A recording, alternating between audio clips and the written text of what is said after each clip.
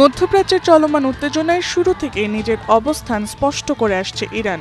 যুক্তরাষ্ট্র ও ইসরায়েলের যৌথ হামলায় তাদের আগ্রাসী মনোভাবের চরম পরিণতির সামনে দাঁড়িয়েই গোটা বিশ্ব। আন্তর্জাতিক মহলে প্রতিদিনই নতুন নতুন উত্তাপ ছড়াচ্ছে এবং তৈরি হচ্ছে বিভিন্ন সমীকরণ। চলমান সংঘাতের শুরুতে তৃতীয় বিশ্বযুদ্ধের গুঞ্জন উঠলেও এখন তা নিয়ে আশঙ্কা কমে এসেছে। তবুও প্রশ্ন ও কৌতূহল থেকেই যায়, এই যুদ্ধ আর কতদিন চলবে? ইরানের সাথে যুক্তরাষ্ট্রের দ্বিতীয় দফা শান্তি চুক্তি নিয়ে এখনও ধোঁয়াশা রয়ে গেছে। শান্তি চুক্তির আলোচনা নিয়ে দুই দেশ আগ্রহী হলেও চুক্তির বিষয়বস্তু এখনও অমীমাংসিত রয়ে গেছে। এ বিষয়ে ইরানি স্পিকার জানান, যুক্তরাষ্ট্রের সাথে যুদ্ধ শেষ করার জন্য চলমান আলোচনায় কিছু অগ্রগতি হলেও কোনো চূড়ান্ত চুক্তি এখনও নির্ধারণ করা হয়নি। হরমুজ প্রণালী নিয়ন্ত্রক বিষয়ক কিছু মৌলিক শর্ত অমীমাংসিত আছে। এ বিষয়ে স্পিকার গালিবাফ আরও জানান, আমরা যদি যুদ্ধবিরতি মেনে নিয়ে থাকি তাহলে তা শুধু এই কারণে যে তারা আমাদের শর্তগুলো মেনে নিয়েছে।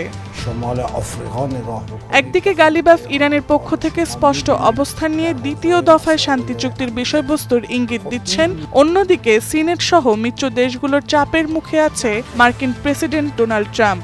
ইরান যুদ্ধে ট্রাম্পের ক্ষমতা কমানো ইস্যুতে সিনেটে ট্রাম্পের বিরুদ্ধে ৪৭ ভোট পড়েছিল।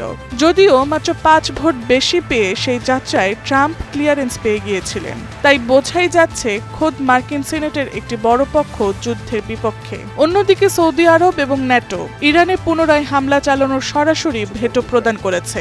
একই সাথে যুক্তরাষ্ট্রের সাবেক ভাইস প্রেসিডেন্ট কমলা হ্যারিস মার্কিন প্রেসিডেন্টের প্রতি অভিযোগ করে বলেছেন, ইসরায়েলের প্রধানমন্ত্রী বেনিয়ামিন নেতানিয়াহুর কারণে ট্রাম্প যুদ্ধে জড়িয়ে পড়েছেন। এদিকে নেতানিয়াহু নিজ দেশে এবং বিদেশি শক্তি দুই দিক থেকেই কার্যত কোণঠাসা অবস্থায় আছেন। তাদের আগ্রাসী মনোভাব ধরে রাখার স্বার্থে একের পর এক পদক্ষেপও ভেস্তে যাচ্ছে বলে মনে করছেন বিশেষজ্ঞরা। মিত্র ট্রাম্পও যখন নিজের ক্ষমতা রক্ষার্থে কৌশলী পদক্ষেপ নিচ্ছেন, তখন বন্ধুহারা এই রাষ্ট্রের অনেক আগ্রাসী পরিকল্পনাই ভেস্তে যাচ্ছে। ইসরায়েলের এমন দুর্বল অবস্থায় স্থায়ী যুদ্ধ বন্ধের লক্ষ্যে ৫টি শর্ত দিয়েছে লেবানন। সব মিলিয়ে ইসরায়েল লেবাননের মাঝে ১০ দিনের যুদ্ধবিরতি চলমান।